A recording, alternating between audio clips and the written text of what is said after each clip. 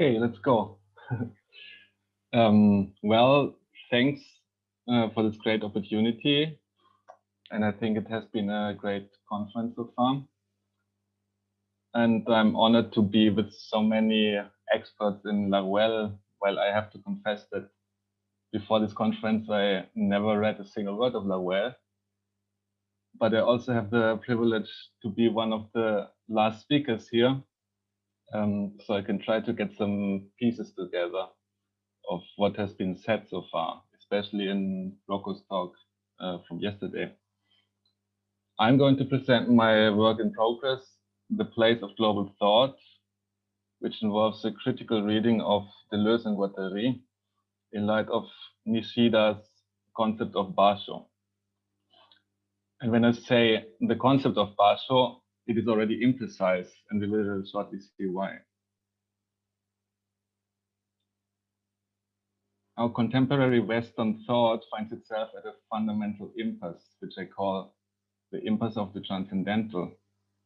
Either it aligns itself to its post-Kantian heritage, so-called correlationism, or it blindly reasserts a pre-structured world of objects in themselves, that is triple O or speculative realism, what they find somewhat naive. In either case, the impasse of the transcendental is not truly overcome, once affirmed, once entirely neglected.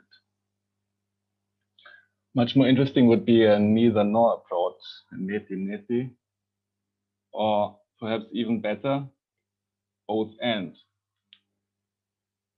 At the limits of thoughts, in my view, there's always some kind of dialectics involved, what I think doesn't necessarily have to lead to a Hegelian Aufhebung or a sublation.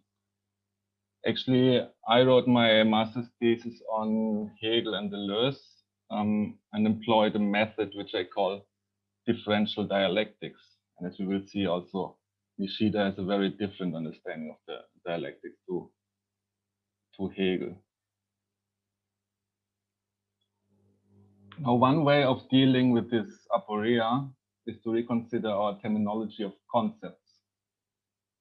The idea, in short, is to draw our attention to the genitive, the concept of, which is widely overlooked, I think. Even in philosophical discourse, we tend to say, you know, Deleuze's concept of difference, or Heidegger's concept of being, or Hegel's concept of the concept. But that's already the joke in Hegel, because in Hegel, actually, it makes sense to talk about the concept of the concept, because he was an idealist. So Hegel, I think, understood the problem and based his whole philosophy on it. But we're trying to do something else in Hegel, right? The problem is that each time we actually double the concept so that it becomes a concept of a concept, a Platonic idea. But if philosophy is supposed to matter in the literal sense, that is in terms of new materialism, its concepts must relate to something other than a concept. And this doesn't mean that this other would be predetermined objects or things. Actually, to the contrary, go more in a Nishidan direction.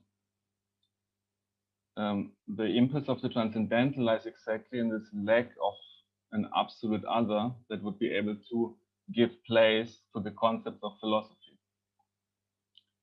This counterpart of concepts I will call their place, which explains the title of my paper, The Place of Global Thought.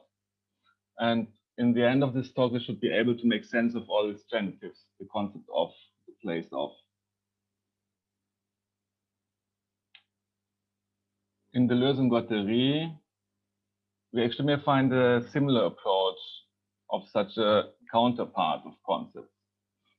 Here, concepts are arranged on a so-called plane of immanence, which is supposedly not a concept, although I will call it a hyperconcept.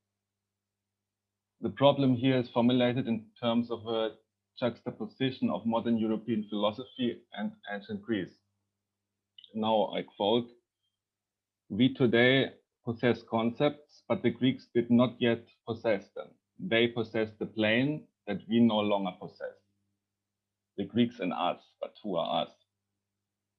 this juxtaposition of past and present certainly aims at the philosophy of the future, in which we would have both concepts and the plane, not only the concepts. Today we have the concepts, but what is actually this amazing plane of immanence that we no longer possess? And this is in fact a tricky question, because I had a look again in the actual description how the Lösungstheorie described the plane of immanence in the book What is Philosophy? Because the description of the plane actually comes very close to what I understand as a place, or Nishida would understand as a place. They understand it as an absolute horizon, or an all one. And in the footnote, they also refer to Laruelle, but I think it is unclear if they actually understand him.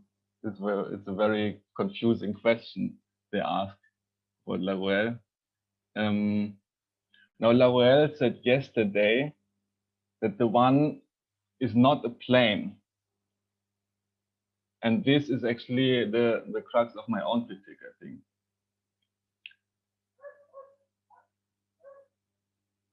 I think the main problem in the Lösungstheorie is actually that they understand the plane of immanence not as chaos itself, but like a section of chaos, and acts like a sieve.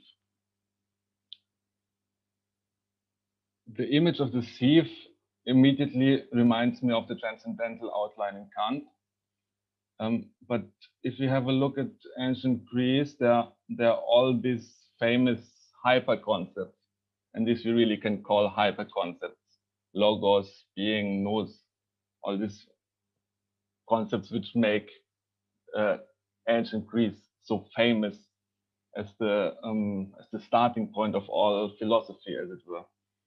And all these provide a ground for reasoning, but by excluding unreason. It's always a matter of exclusion, and that's why you can also call it kind of a sieve, a filter.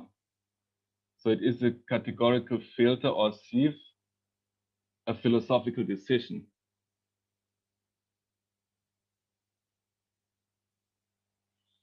Now, still in the pre-Socratics, there can be found an alternative to this reductive plane of logos in the terms of chaos, even earlier in Hesiod, Aperon in Anaximander, and even later than in Plato, the term hora. I'm using the modern Greek pronunciation here, hora. This is rather a pre-philosophical or perhaps even non-philosophical place that dates back to Hesiod and was established in philosophy by this, especially by Thales, who is sometimes also considered as the first philosopher, and Anaximander. While the method of these early thinkers is certainly philosophical, I argue that their subject matter, what they are talking about, is actually still mythological. This is to say that the notion of water in Thales, similar as in the Babylonian and Numa Elish, is not actually a concept, but the absolute other of the concept, on which concepts only start to cultivate. Also, Anaximander's Apiron is its natural progression, referring back to Hesiod's chaos or chaos, still devoid of philosophical inquiry. His concepts, on the other hand, are concerned with the binary differentiation of these amorphous basic elements. So it's almost like a relation of non-philosophy to philosophy, a binary which comes in. Now, this alternative history of the pre-Socratic foundations of ancient Greek philosophy may be traced back until Plato's Timaeus, with its discussion of hora or place, and Hora is characterized as a triton or a third kind, which is neither phenomenon nor idea, but that stuff in which the phenomena keep changing. It is also an ultimate receptacle or recipient, the homenon, which receives in a way without receiving, so that its properties are never its own. And Derrida has written a great book on this, but I think he totally misses the point when he identifies Hora with difference. Because Hora, after all, is also described as some undifferentiated molding stuff. It is translated in Greek. It is the schematizomenon, on which the ideas are stamped. There's always a stamp involved in Plato. Now, actually, the image of the stamp comes much closer to the image of the sieve. It's always also kind of a filter. And I think Hora is by no means the sieve, but actually the stuff itself, the one which goes through the sieve, so to say. So I can summarize here as a short intermission on Deleuze-Guattari. The plane of immanence is not the place of global thought for what we seek. Since it acts like a sieve, it is already philosophical, not non-philosophical. This marks the contemporary impasse of the transcendental.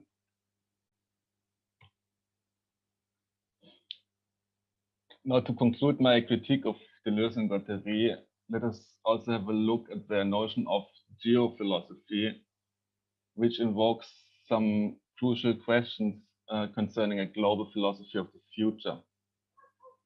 Actually, the central question is, why did philosophy emerge in ancient Greece?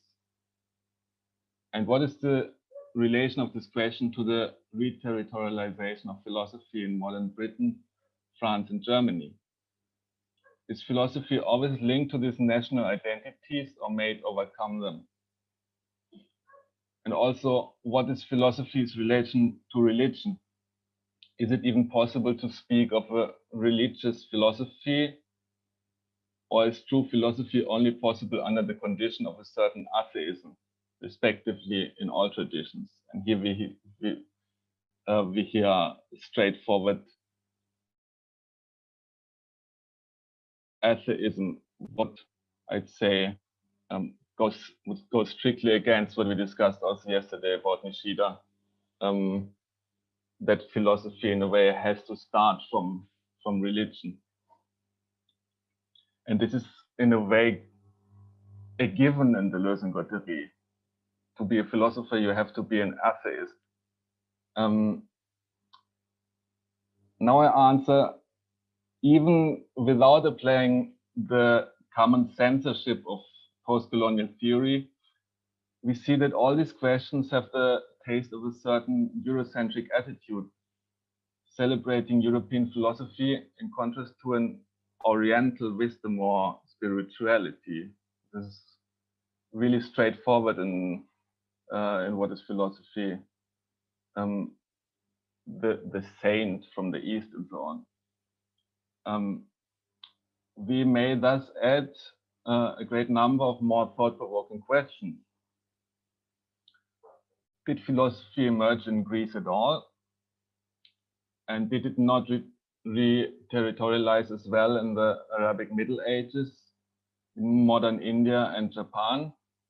Is the notion of atheism not actually limited to the Abrahamic religions and utterly affirmed in Buddhism? Also, the general neglection of the early pre-Socratics shows that, so Thales and Anaximander, shows that European philosophy in general is not much concerned about the notion of a place, which in Asian thought is actually a very central question. The geographical location at the crossroads between Europe and the Middle East is of course unique and reflected philosophically.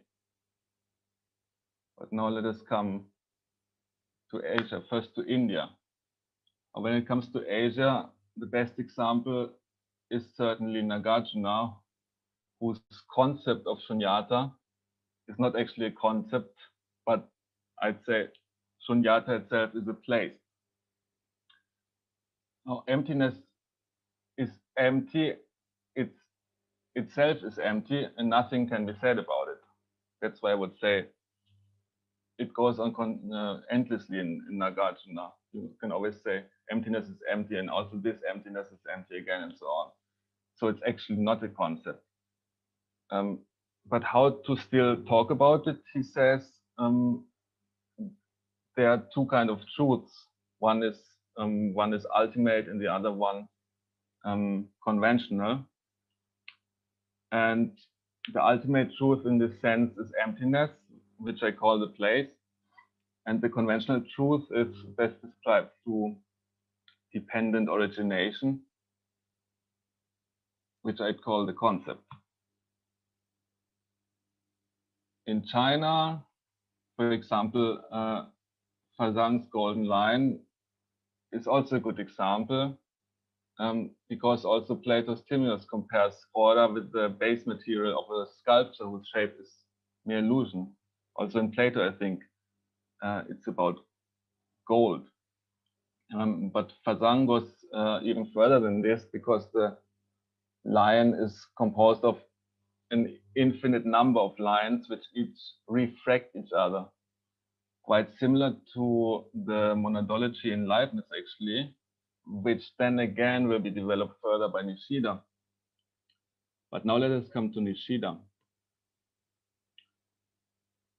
In his essay Basho of 1926, Nishida writes, "Following the words of Plato's Timaeus, I shall call the receptacle of the ideas in this sense Basho. Needless to say, I am not suggesting that what I call Basho is the same as Plato's space or receptacle place. Now, what is similar to Plato? Firstly, Basho itself is not a concept. It is the place of concepts, the receptacle of the ideas, as Nishida writes. Secondly, it is not an entity itself, but the wherein of everything. It is a place. And thirdly, it is wholly undetermined. It has, like Plato's order, no properties, which would be its own properties. But Basho is first of all nothing, mu, a term derived from Zen Buddhism.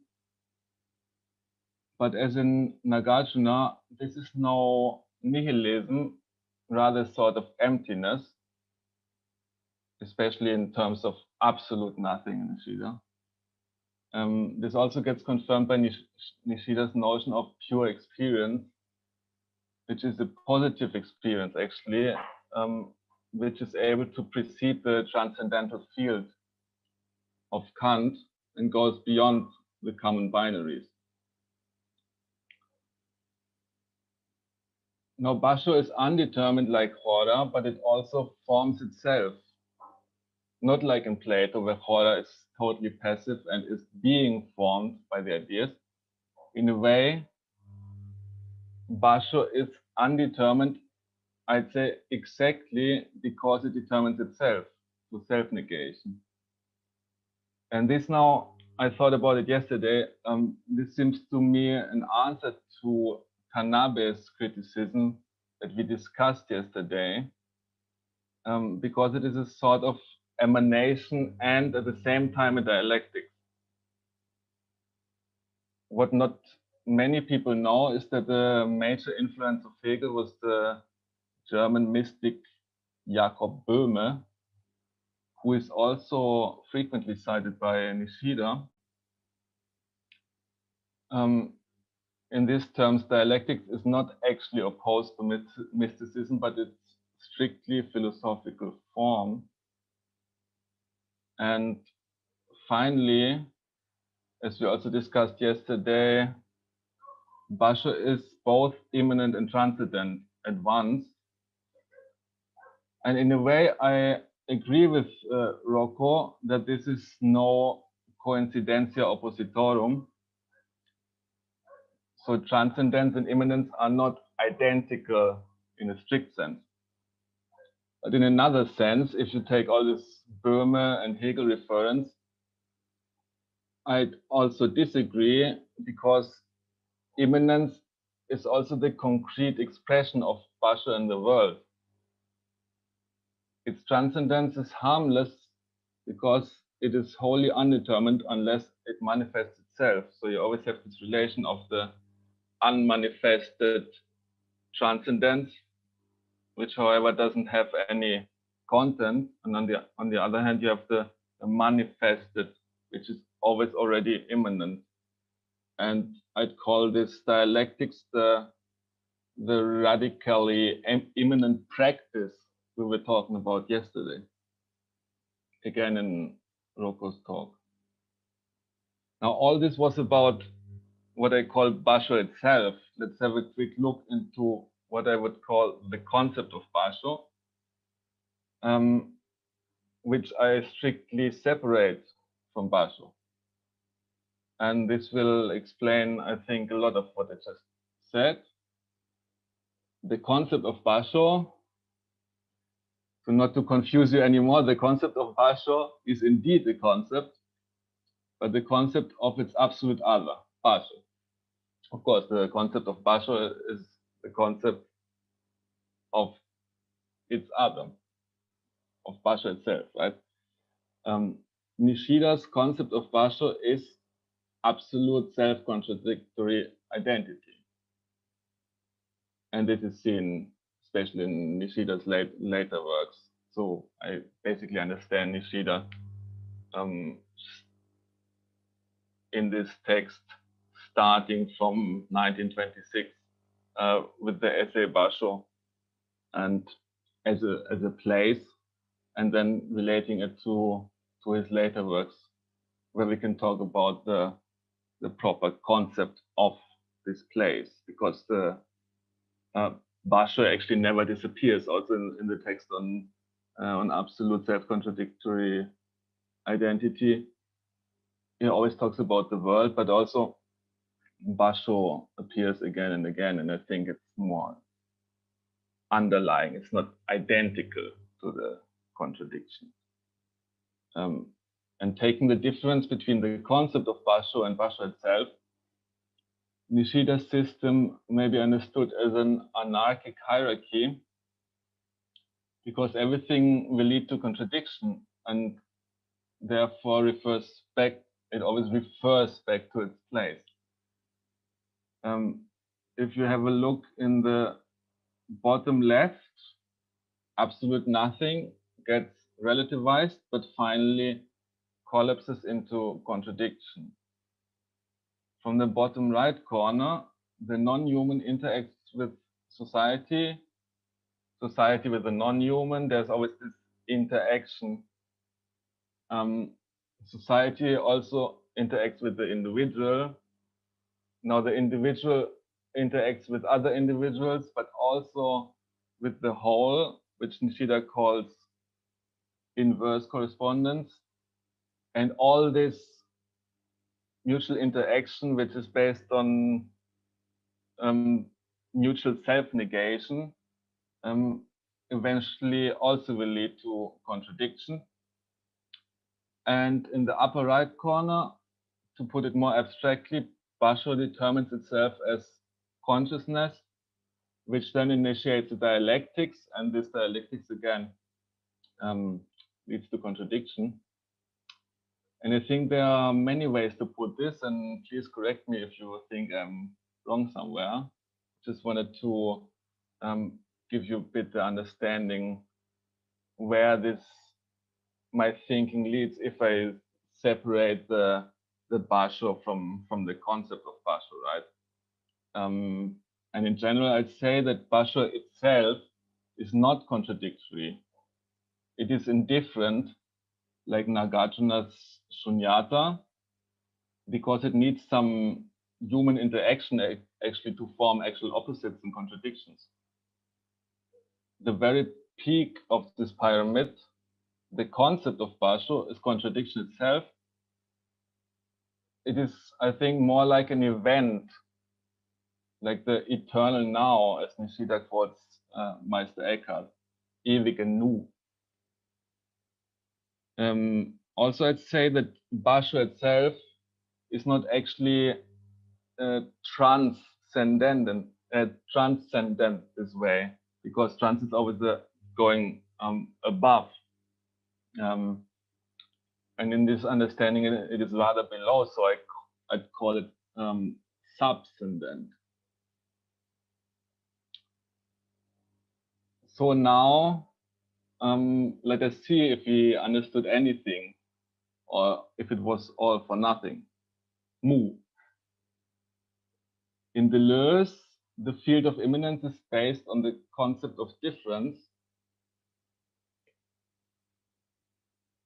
but the concept of difference is a concept of a concept. It's always this doubling. Respectively, the plane of immanence is the place of European philosophy.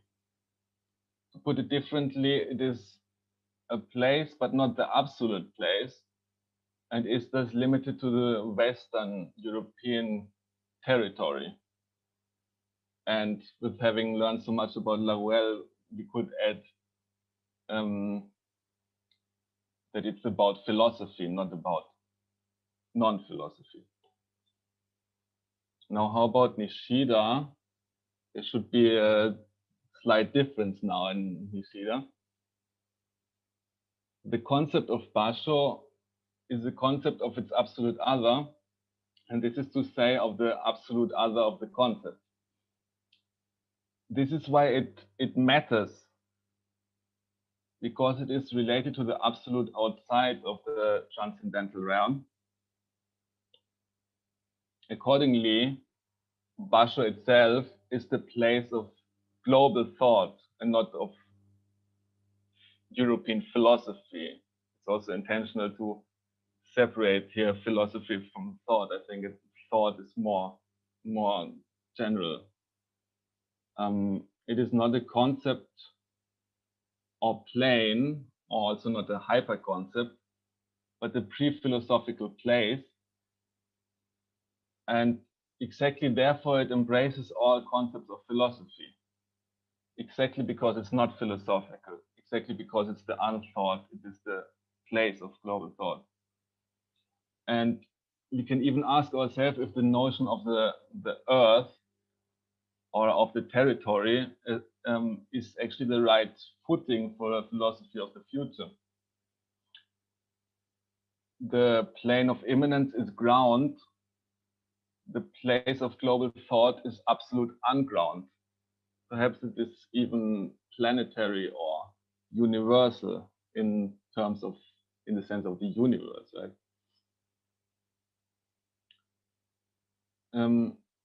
But now, on the basis of Nishida, we also might be able to reformulate Deleuze and Guattari in terms of an anarchic hierarchy, and this could also be a second intention in Deleuze and Guattari.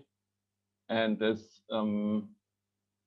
Jordanco said yesterday, comparative philosophy is always also a matter of our creative interpretation.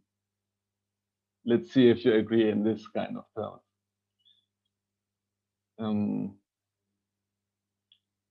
Now, if difference is not the concept of a concept, difference is certainly the concept of chaos, which is a term much invoked but not much developed by Deleuze, I think. You may also think of chaos as the origin in mythology again. In all mythology around the world, you will find chaos as a sort of chaos as an origin. And then chaos would be the place of global thought, and difference is its concept. Now in Deleuze and Guattari, it's difference and not the negative. Also, the term chaos, I think, is actually more adequate than Nishida's notion of absolute nothing. It's absolute nothing I find quite confusing, especially if you put in relation to Nagarjuna's Shunyata.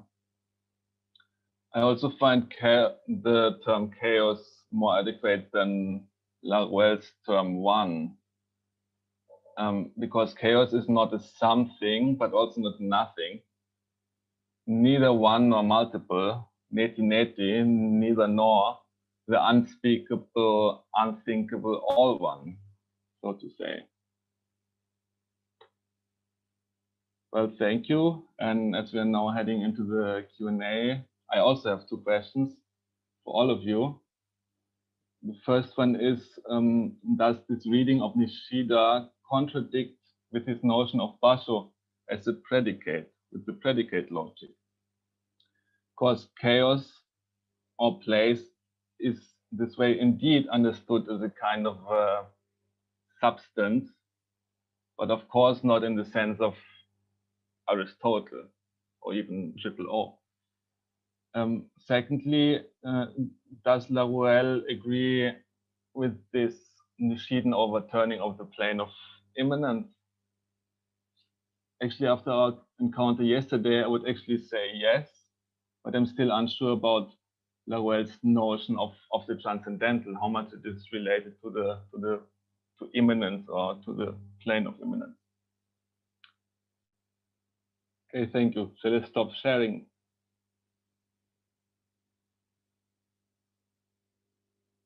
I can't hear you. My apologies. Thank you, Hannes. That was a great talk and quite novel approach here for us to all think about together. So we have about 8-9 minutes for Q&A. I'll open the floor to the audience.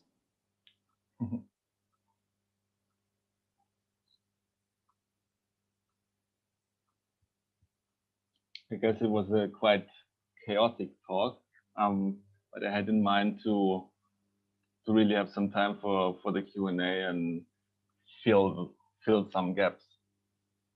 Yes, Stanimir, let's go. Stanimir, go ahead, and I guess Rocco will go next. All right, thank you. It's just a very general question, regarding. I'm just trying to make sense of the entire presentation with the title of your presentation. I was just wondering, when you talk about place, do you mean Basho as a translation, and if this is the case, do you mean that Basho is some kind of super collider of global philosophical thought or quasi-philosophical thought, whatever the word is, given the geophilosophies and various concatenations of that? Mm-hmm. Thank you. Yes, of course. My main idea in using the term place is, of course, this similarity of terms in Plato, in the Hora, which is commonly also translated as place, like also Nishida's Basho is translated as place. And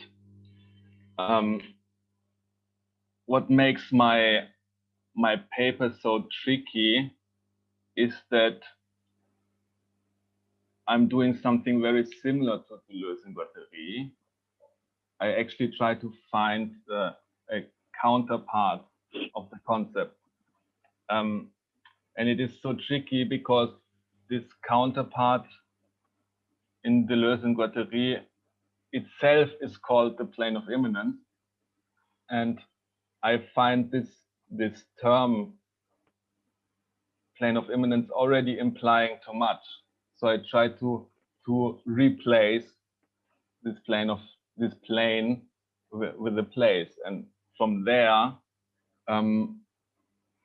you see, I try to go a step further than Nishida and Plato by really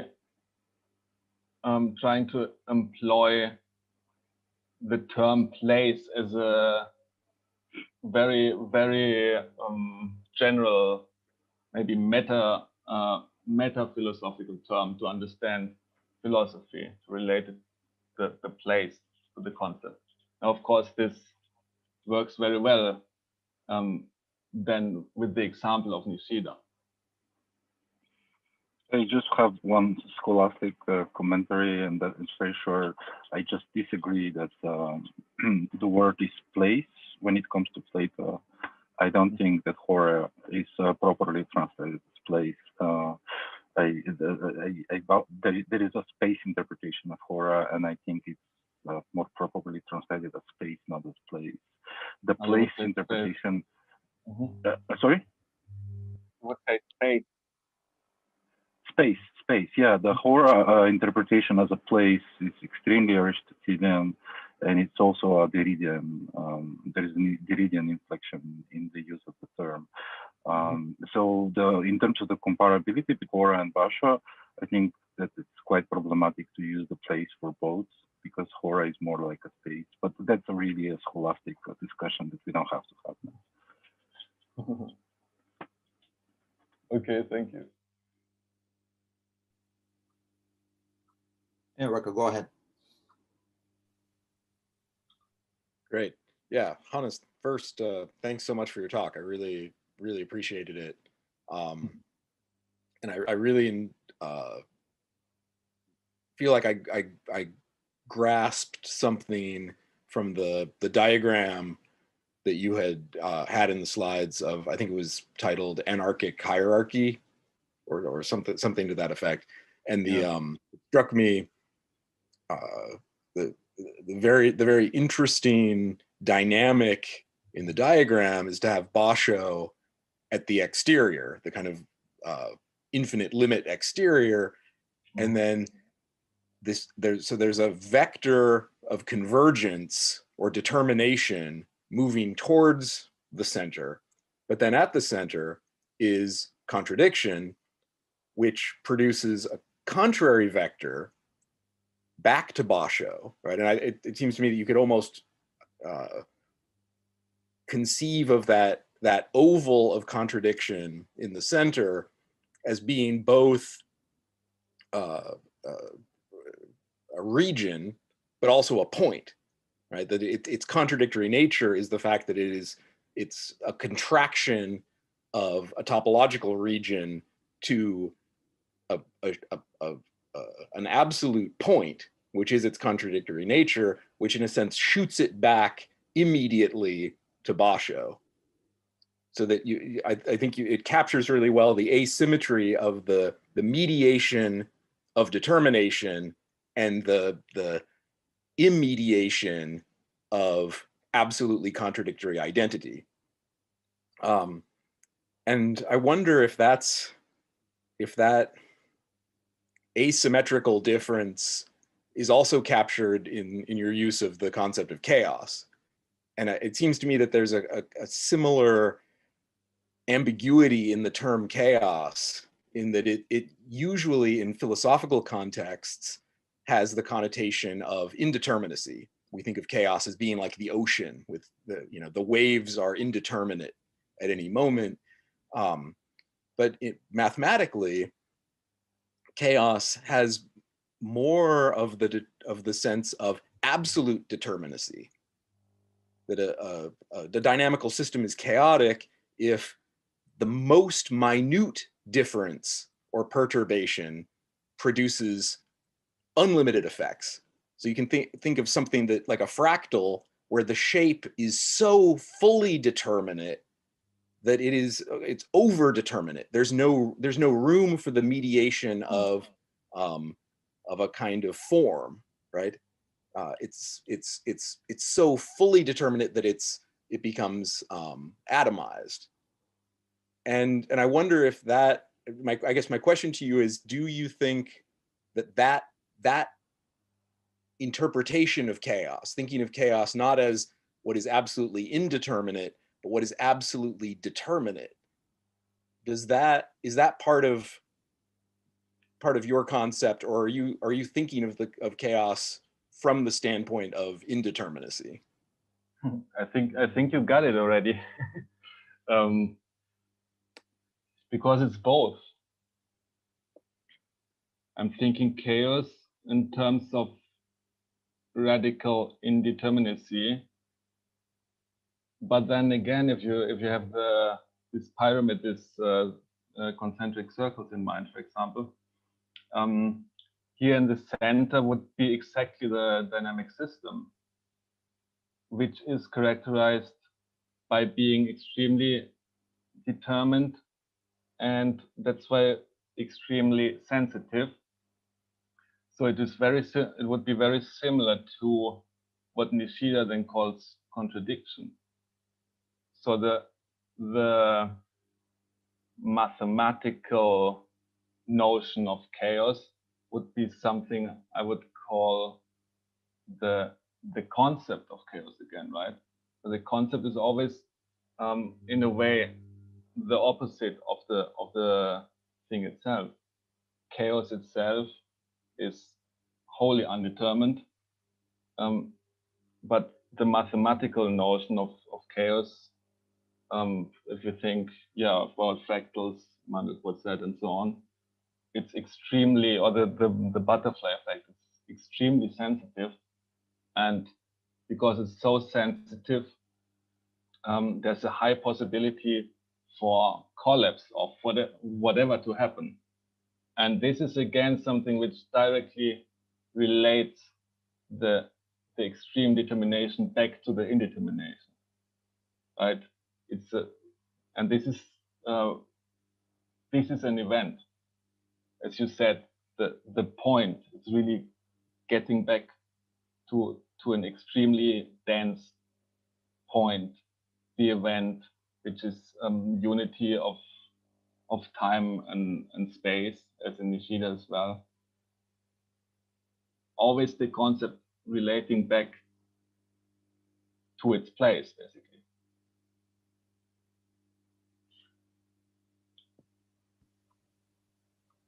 Thanks. Thank I understand. Rocco, go ahead. No, I just wanted to say thanks for the response. Okay, we're just right with the time here. So if there's any quick comment or question, maybe, but we really have to move on. So does anyone want to jump in? There's one in the chat also.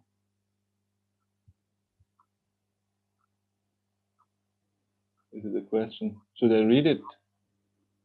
So since we don't really have much time, and this seemed like a lengthy comment question. Lengthy one. Yeah. Let's go on, and I'll answer in the chat. Right? All right. So thank you, Hannes, and thanks to everyone who offered questions and comments. And Hannes will be answering Mabub later on, probably either in person if we have a chance to talk to each other, or during the round table. So let's make a note of this.